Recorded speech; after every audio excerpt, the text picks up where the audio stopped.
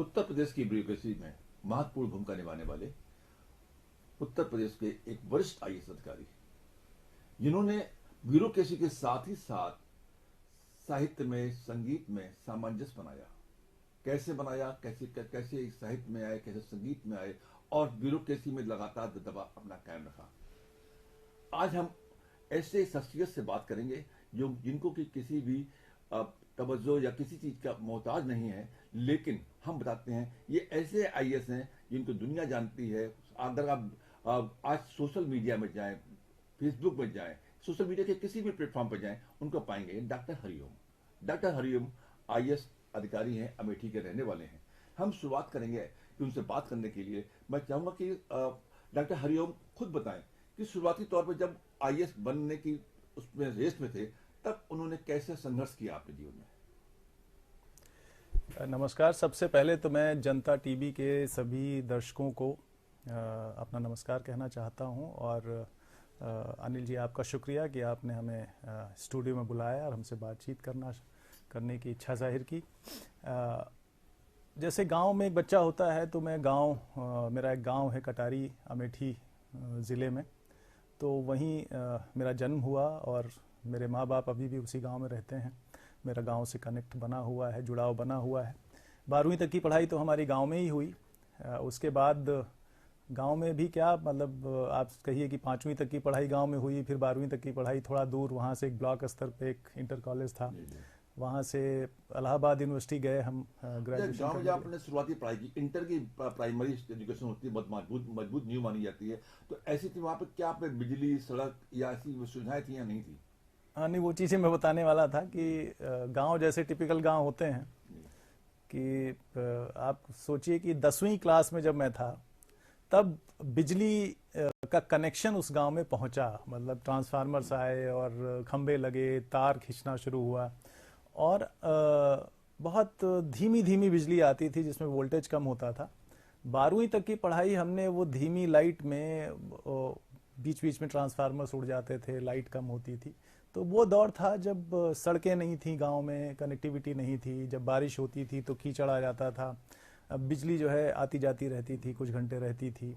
तो आप समझिए कि 10वीं तक लालटेन में और लैंप में पढ़ाई, उसके बाद जो धीमी बिजली वो भी थोड़े समय के लिए जो रहती है उसमें पढ़ाई, साइकिल से आना जाना सभी जगहों पे। 12वीं मेरी जो पढ़ाई हुई वो एक इंटर कॉलेज था ब्लॉक स्तर पे, जो मेरे गांव से लगभग 9 किलोमीटर दूर था। तो सभी बच्चे साइकिलों से आते जाते थे, तो हम भी साइकिल से आते थे। तो वो पढ़ाई करने के बाद इलाहाबाद यूनिवर्सिटी गए। तो अभाव तो था गांव में, लेकिन एक उन्मुक्तता भी थी। उस तरह का पढ़ाई लिखाई का जो प्रेशर है, सिलेबस का जो प्रेशर है, जो ट्यूशन की मार है आजकल के बच्चों पे, वो उस समय नहीं थी। ट्यूशन वगैरह नहीं हुआ करते थे, या उस तरफ गार्जियंस बहुत ज़्यादा पर्टिकुलर नहीं होते थे। तो थोड़ा मतलब लर्निंग विद फन भी था। खेल भी था और परिवार प्रकृति के साथ तो खेल तादाद में था। आपने पता खेल का, तो उस समय के जो खेल थे, गुल्ली डंडा, कभी आपने खेले नहीं खेले? उसमें ढेर सारे खेल थे। मैं आपको 2-4 नाम बताता हूँ जो ऐसे लोग जो गांव के हैं। उसमें कबड्डी है, गुल्ली डंडा है, गेंदतड़ी है, एक घुच्चू गेंद होता था जिसमें मिट्टी में एक थोड़ा सा वो गड्ढा बना के एक लकड़ी से उसको, एक कपड़े का गेंद था, उसको मारते थे। एक जो है पिट्ठू गेम होता था जिसमें आप वो चिबियां रखते थे, उसको फोड़ना होता था, फिर भागना होता था। उसके बाद एक होता था सुर गेम, तो वो एक लंबी ऐसे लकीरें खींचते थे, क्रॉस करते थे। वो कबड्डी का एक नया रूप था। एक को क्रॉस करके आप वो टच नहीं कर सकते थे, एक टच कर दिया तो वो आउट हो गया। एक जो खेत तैयार होते थे फसल बोने से पहले, उसको झाबर बोलते थे, वो एक झाबर गेम होता था। एक डंक गेम होता था। ऐसे जो नाम बता रहा हूँ शायद किसी ने सुने हो। और उसके बाद वो कंचे, जो कंचे तो लगभग सभी ने खूब खेले हमने। कंचों में तो मैं चैंपियन था। गांव में बहुत कम बच्चे थे जो मेरे बराबर का कंचा खेलते थे। जो कंचा से खेलते हैं निशानेबाजी वही उसकी खासियत थी। तो वो संघर्ष था। फिर वो फाइनेंशियल क्राइसिस थी। फाइनेंशियल क्राइसिस उतनी नहीं थी, लेकिन फाइनेंसेस होते नहीं थे। शहर हाँ, वो आप, हाँ, पैसे ज्यादा होते नहीं थे, गिने चुने पैसे घर से मिलते थे। और उसमें एक और चीज आई बीच में, अंग्रेजी बोलने वाले बच्चे और हिंदी बोलने वाले बच्चे। ये बहुत बड़ा उसमें ये होता था कि भाई हम लोग गांव से आए हैं तो हम हिंदी बोलते थे। वो कॉन्वेंट वाले थे, वो अंग्रेजी बोलते थे, तो उनको लगता था कि वो ज्यादा पढ़े लिखे हैं, ज्यादा टैलेंटेड हैं। तो ये भी एक बात इसमें है। एक सवाल मेरा इसमें आ जाएगा, क्यों आप आईएएस हो गए है ना। जी जी जब आप आईएएस कैडर में आए तो वहाँ पे कॉन्वेंट एजुकेटेड बच्चे आए हों, तमाम होंगे साथी आपके, है ना, और आप हिंदी भाषी, आपने मतलब डॉक्टरी भी है, हिंदी में पीएचडी किया है। जी जी। तो ऐसी स्थिति में जो आपस में कन्वर्सेशन था कैडर में आने के बाद, उसमें कहीं हीन भावना ऐसी चीज नहीं थी? नहीं, वो हीन भावना क्या है कि हीन भावना मैं समझता हूँ कि सुपीरियरिटी कॉम्प्लेक्स जो है वो एक तरह का इन्फीरियरिटी कॉम्प्लेक्स है। अगर आप बार बार ये बताते हैं कि मैं बहुत अच्छा हूँ, तो कहीं ना कहीं आपके अंदर ये बात है कि आप अच्छे नहीं हैं, आपको बार बार ये चीज़ बतानी है कि आप अच्छे हैं। और जिसको लगता है कि नहीं वो अच्छा है, पढ़ने में अच्छा, तो मुझे पता था मैं पढ़ने में अच्छा हूँ, तो मुझे कोई हीन भावना ऐसा नहीं थी। आमतौर पर हिंदी भाषी लोग जो अंग्रेजी कम जानते हैं, अब उसमें वो लोगों को लगता है कि हम जब अब अंग्रेजी नहीं बोल पाएंगे, गलत अंग्रेजी बोलेंगे तो बेइज्जती होगी। ऐसी स्थिति में तमाम लोग, हालांकि आप आईएएस आए तो उसमें अंग्रेजी इतनी कमजोर नहीं रही होगी, जाहिर सी बात है, लेकिन जो फ्रीक्वेंट स्पीकिंग होती है उसमें कहीं ना एक ब्रेक होता है आमतौर पर। नहीं, वो एक प्रैक्टिस की बात है। मैं एक सभी ऐसे जो स्टूडेंट्स खास तौर से जो देख रहे हैं, जो हिंदुस्तान जो है वो अंग्रेजी नहीं बोलता। अगर आप ये देखिए कि 0.2% से भी कम लोगों को अंग्रेजी आती है, पूरे अगर पॉपुलेशन में वो 1.2% को अंग्रेजी आती है। पूरा हिंदुस्तान हिंदी भी नहीं बोलता, क्योंकि हिंदुस्तान जो है वो हिंदी भाषी देश नहीं है। वहाँ हर प्रांत की अपनी अलग भाषा है। साउथ के सभी लोग बच्चे जो है वो अपनी भाषाएं बोलते हैं। हमारे यहाँ भी जो है वो सब हिंदी बेल्ट वाले हिंदी बोलते हैं। बाकी हिंदी एक संपर्क भाषा है। हम लोग की जो मीडियम ऑफ एजुकेशन थी वो हिंदी थी। तो अपनी मदर टंग आपको ना आए, ये शर्म की बात है कि आपको किसी कोई फॉरेन लैंग्वेज ना आए या कोई दूसरे प्रांत की भाषा ना आए, ये कोई शर्म की बात ये है। बहुत बड़ी बात कही आपने, तो आज के बच्चों के लिए बहुत बड़ी सीख दी है। तो मैं सिर्फ ये कहना चाह रहा हूं कि जो आपकी मातृभाषा है आपको वो बहुत अच्छे से आनी चाहिए। उसके बाद आप दुनिया भर की भाषाएं सीखिए, आप ढेर सारी चीजें सीखिए, ये तो एक फक्र की बात है। लेकिन अपनी मातृभाषा ना आए और आप अंग्रेजी अच्छा बोलें और कहें कि मतलब भाई मुझे हिंदी नहीं आती और हिंदी कोई भाषा है सीखने की, तो मैं तो ये कहता हूं कि जो लोग उस समय ये कहते थे कि मेरी अंग्रेजी बहुत अच्छी है, तो मैं कहता था कि भाई अंग्रेजी तो हमारी भी अच्छी है, ठीक ठाक है, नंबर्स हमारे अच्छे आते हैं, स्पीकिंग एक प्रैक्टिस है, लेकिन हमारी हिंदी आपसे बहुत अच्छी है, तो आपकी अंग्रेजी उतनी अच्छी नहीं होगी जितनी हमारी हिंदी आपसे ज्यादा अच्छी है। तो वो एक चीज है जिसमें आप कॉन्फिडेंस के साथ आप ये बताएं कि आप में योग्यता है, काबिलियत है, जो आपने सीखा है जिस मीडियम में वो आपको आता है। बिल्कुल, बहुत सही बात है कि मतलब जिस मीडियम में आपने पढ़ाई की, अब जैसे जो दूसरी कंट्रीज हैं, तो ऐसी कंट्रीज जहाँ पे लड़के यहाँ पे पढ़ाई करने जाते हैं तो अपनी ही लैंग्वेज में डॉक्टरी ही पढ़ाते हैं। अगर रसिया में लड़के पढ़ते हैं बिल्कुल, तो रसिया में चाइनीज भी सभी हम लोग इंग्लिश में पढ़ते हैं, डॉक्टरी पढ़ेंगे तो अंग्रेजी पढ़ेंगे हम लोग, तो अपनी भाषा में जल्दी समझ सकते हैं। एक बहुत अच्छा संदेश आपने दिया है आज युवाओं को, ये बड़ी बात है। लेकिन एक सवाल मेरा था कि जब आईएएस कैडर में आप आए तो नई टीम मिली, नए लोग मिले, है ना, तो वहां पे कैसा आपको चुहलबाजी किस प्रकार से होती थी? कुछ नई लॉबी जो जाना चाहती है कि आईएएस बनता आदमी तो कैसे क्या क्या होता है? देखिए, आईएएस बनने में क्या होता है कि एक किसी को पता नहीं रहता कि वो सिलेक्ट हो जाएगा, उसका सिलेक्शन हो जाएगा या वो इस रैंक पे आएगा, ये मेरिट होगी। सभी बच्चे अच्छे होते हैं उसमें, सभी बच्चे अच्छे होते हैं। 3 स्तर पे आपको क्वालिफाई करना होता है। पहला प्रीलिम्स होता है, फिर मेंस होता है, फिर इंटरव्यू होता है। तो मैं इलाहाबाद में जब तक था तो ग्रेजुएशन मैंने इलाहाबाद से किया, फिर मैं दिल्ली चला गया, जेएनयू चला गया। तो ग्रेजुएशन करते करते तो आप आईएएस के बारे में सोचते हैं, आईएएस देते नहीं हैं, क्योंकि बेसिक क्वालिफिकेशन ही ग्रेजुएशन है। तो वहाँ ज़्यादातर जो हम एएन झा हॉस्टल एक वहाँ पे है, उसमें मैं रहता था। तो वो एएन झा हॉस्टल बहुत ही फेमस था इस बात के लिए कि वहाँ के बच्चे, कई बच्चे हर साल आईएएस होते हैं, मेरिटोरियस, उसको मेयर हॉस्टल भी कहते थे। तो वो उसमें हम लोग को बड़ा प्रेरित किया जाता था कि नहीं ऐसा हॉस्टल है, आपको आईएएस बनना है, आईएएस बनना है। हम लोग उस समय तक यही डिसाइड करते थे कि हमारा सब्जेक्ट क्या होगा, मीडियम क्या होगा, हम लोग हिंदी मीडियम के अंग्रेजी में देंगे या हिंदी में देंगे। बट पढ़ने में अच्छे थे, नंबर्स अच्छे आते थे। लेकिन थोड़े समय बाद, ग्रेजुएशन के बाद हम जेएनयू चले गए अपने मास्टर्स के लिए और एमफिल के लिए। तो तैयारी तो हमारी वहाँ से हुई, लेकिन ये जरूर रहता था कि बहुत कंफ्यूजन था, बहुत भ्रम था।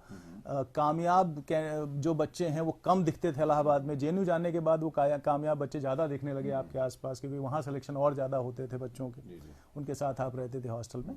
चूहलबाजी में ये है कि भाई लर्निंग का एक प्रोसेस है, ग्रुप में आप सीखेंगे। कुछ बच्चे ऐसे थे जो कमरे में बंद रहते थे, बहुत पढ़ते थे लेकिन नंबर्स उनके कम आते थे। कुछ बच्चे ऐसे थे जो बहुत कम पढ़ते दिखते थे लेकिन नंबर्स बहुत अच्छे आते थे उनके। क्योंकि उनका दिमाग शार्प होता था, लर्निंग उनकी बहुत क्लीन होती थी। बिल्कुल। आज भी ऐसा है कि आप बहुत मेहनत करते हैं, आउटपुट कम आता है। बहुत ऐसे बच्चे होते हैं जिनका फोकस बहुत अच्छा है, सही दिशा में मेहनत करते हैं और उनके रिजल्ट्स बहुत अच्छे आते हैं। तो ये सारी चीजें, सारे तजुर्बे थे वहाँ पर। हो जाते। अब बस सवाल ये होता कि आप जो है आईएएस बन गए, अच्छी अच्छी पोस्टिंग मिलना शुरू हुई, शुरुआती पोस्टिंग के बाद आप कलेक्टर बने, जो कि फील्ड की होती है, महत्व होती है, एक एचओडी होता है जिले का, जिले का मालिक होता है। कई जगह बड़े बड़े शहरों में, कानपुर जैसे बड़े शहर में आप कलेक्टर रहे, है ना। तो क्या क्या अनुभव रहे जो रोचक हो, जो हमारे दर्शक आपसे जानना चाहेंगे, मतलब निश्चित रूप से, कि क्या क्या क्या उसमें आपकी रोचकता है जो रही है? सबसे पहली चीज तो यह है कि आप लोगों के बीच में रहते हैं, उनकी समस्याओं को जानते हैं, उनकी ज़िंदगी को जानते हैं। अगर आपने फील्ड में अच्छा वक्त गुजारा है, जैसा कि मुझे ये सौभाग्य मिला है कि मैं फील्ड में लगभग 13 साढ़े 13 साल, अगर मैं अपने एसडीएमशिप को देखूं, सीडीओशिप को देखूं, कलेक्टरशिप को देखूं, तो 13 साढ़े 13 साल मैंने अपनी सर्विस के फील्ड में गुजारे। और 11 जिलों में तो मैं कलेक्टर ही रहा हूँ। बहुत काफ़ी इम्पोर्टेंट असाइनमेंट्स थे। गोरखपुर भी था उसमें, कानपुर था, सहारनपुर था, मुरादाबाद है, फतेहपुर था, हाँ, इलाहाबाद में भी था मैं।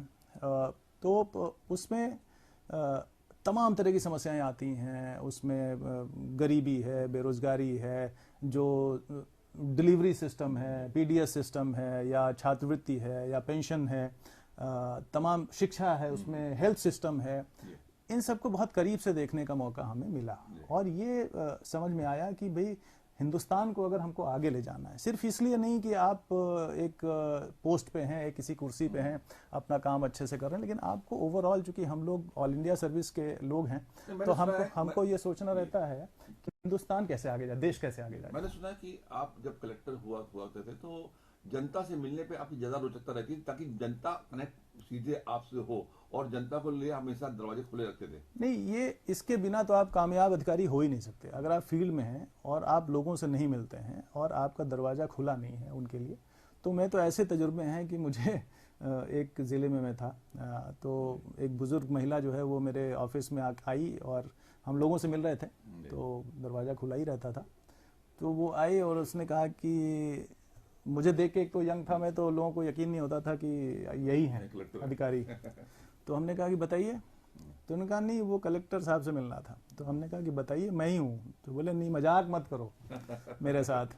तो हमने कहा नहीं दादी, बता, मजाक नहीं है, हम ही हैं, बताइए। तो बोली कि नहीं, बस देखना था उनको, कोई काम नहीं है हमारा। तो हमने कहा देखना था, क्यों? नहीं, बहुत नाम सुना है उनका। तो ये जो तजुर्बा था, और हाँ, तो वो कि मैंने कहा अच्छा बैठी कुर्सी पे, नहीं हम आप ही हैं। तुमने कहा हम ही हैं। तो उनको हमने पानी वानी पिलाया। तो ऐसे तजुर्बे, तो बहुत खुशी होती है आपको जब लोग आपके नाम से, या उनको लगता है भरोसा, एक सबसे बड़ी चीज़ है भरोसा, कि अगर हम उस कुर्सी पे चले जाएंगे, उस ऑफिस में चले जाएंगे, तो शायद मेरा काम जो है, मेरी समस्या दूर। उस भरोसे को कायम रखने का नाम ही जो है वो ये जो सिस्टम है फील्ड में, खासतौर से जिलाधिकारी हैं या पुलिस कप्तान है, उसको ये इस बात का ख्याल रखना चाहिए कि उसकी जो कुर्सी है वो एक भरोसा जगानी चाहिए। कभी कभी मैगी बना के उसको खिलाता था, और चाय जो है वो बनाता था मैं मैडम के लिए। तो ये जो लॉकडाउन की देन है कि मुझे कुछ सब्जी वब्जी काटना और चाय बनाना और मैगी बनाना, और एक दिन खिचड़ी भी बनाई थी, तो ये सब चीजें मुझे आ गई। लेकिन अदरवाइज कुकिंग में मैं पैदल हूँ काफी हद तक, क्योंकि कभी किया नहीं।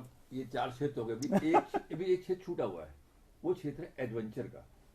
आपको एडवेंचरस लाइफ में भी बहुत शौक है, क्योंकि कोई क्षेत्र छोड़ा नहीं है। एडवेंचर में क्या किया आपने? देखिए, एडवेंचर में तो मैं अपने दर्शकों को ये बता दूं कि ये जो एडवेंचर की ही देन है ये किताब, कैलाश मानसरोवर यात्रा, आस्था के वैचारिक आयाम। क्या खास है? तो ये इसकी खासियत ये है कि जो कैलाश मानसरोवर है, जिसको शुद्ध रूप से कैलाश कहते हैं, कैलाश पर्वत बोलते हैं उसको, जहाँ पे महाशिव का वास माना जाता है पौराणिक रूप से। तो कैलाश और मानसरोवर पास पास में हैं और बहुत ही पवित्र तीर्थ स्थान माने जाते हैं, लेकिन हमारे देश से बाहर हैं। ये तिब्बत में पड़ते हैं और यहाँ पे जाना मुश्किल है। उसके लिए आपको पासपोर्ट वीज़ा तो चाहिए ही चाहिए, लेकिन गवर्नमेंट की अपनी परमिशन भी चाहिए हम लोग। और बहुत ही मुश्किल क्लाइमेट है, जलवायु है, कठिन रास्ता है। एक लंबी हवाई या बस यात्रा या पैदल यात्रा करनी पड़ती है वहाँ पे पहुँचने तक।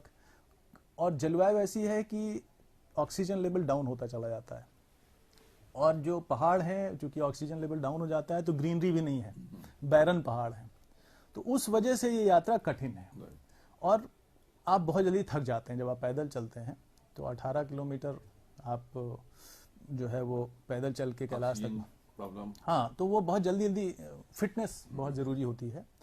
तो वो वहाँ से आने के बाद सोचा नहीं था मैंने कि मैं किताब लिखूंगा, लेकिन मेरा जो साहित्यकार था अंदर, बाद में लगभग आने के 1-2 महीने बाद मुझे लगा कि नहीं, जो अनुभव है मेरे वो लोगों से साझा करना आवश्यक है, ज़रूरी है। और तमाम ऐसे लोग हैं जो वहाँ नहीं पहुँच पाते हैं, एक तरह का वो once in a life time जो आपका ड्रीम है कि आप वो चीज़ वहाँ तक, मुझे लगा कि साझा करनी चाहिए।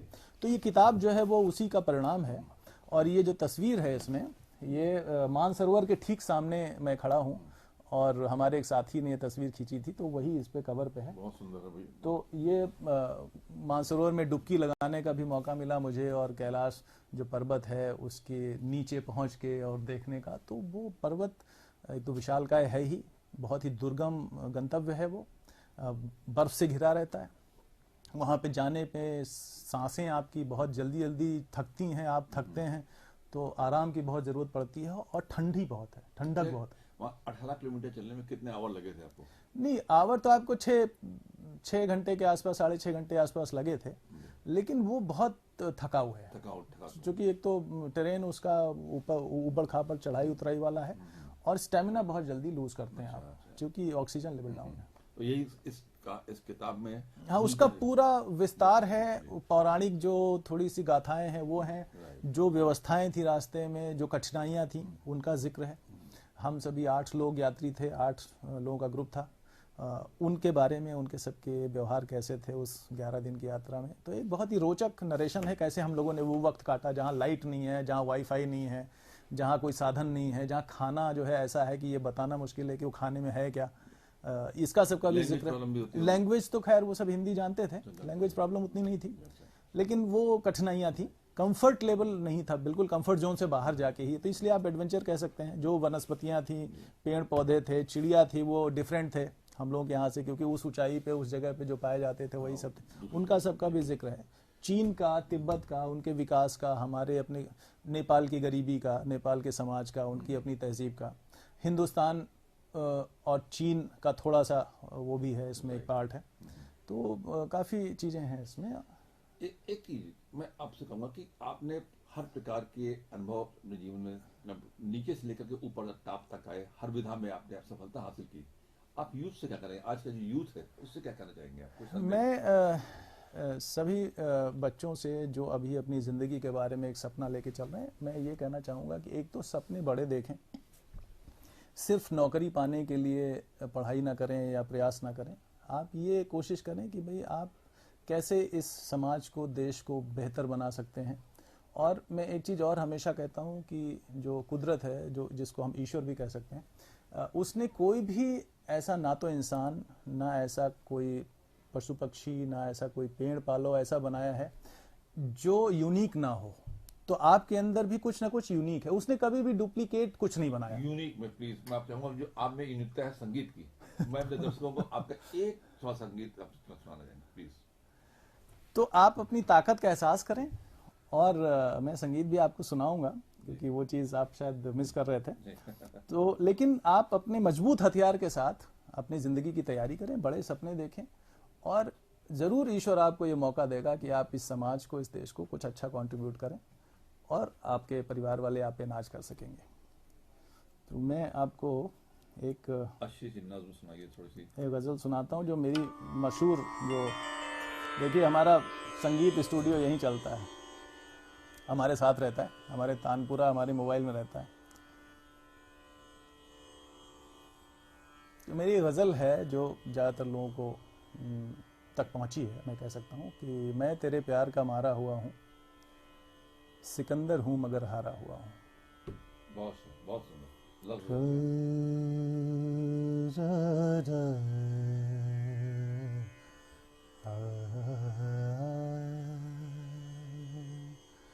हो मैं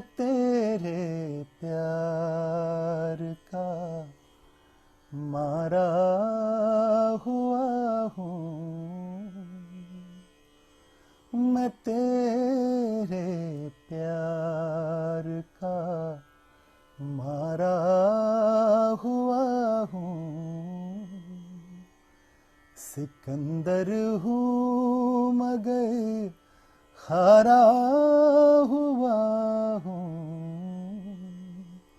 सिकंदर हूँ मगर हारा हुआ हूँ,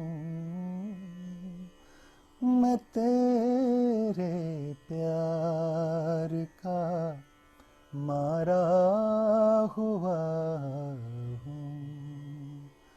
पता मेरा हवा से पूछ लेना, पता मेरा हवा से पूछ लेना, मैं खुशबू बन के आवारा हुआ हूँ, मैं खुशबू बन के आवारा हुआ हूँ, सिकंदर हूँ मगर खारा हुआ हूँ, मैं तेरे प्यार का मारा हुआ हूँ। बहुत बहुत धन्यवाद डॉक्टर हरिओम साहब, यहाँ पे आप हमारे स्टूडियो आए। जनता टीवी की तरफ से आपको बहुत बहुत शुभकामनाएं। आप आगे और प्रगति करें और जनता को, क्योंकि आप तो प्रशासनिक सेवा में हैं, आईएएस हैं, तो अभी आपको तो बहुत लंबी सेवाएं देनी है, वैसे ही देते रहें। धन्यवाद। बहुत बहुत नमस्ते।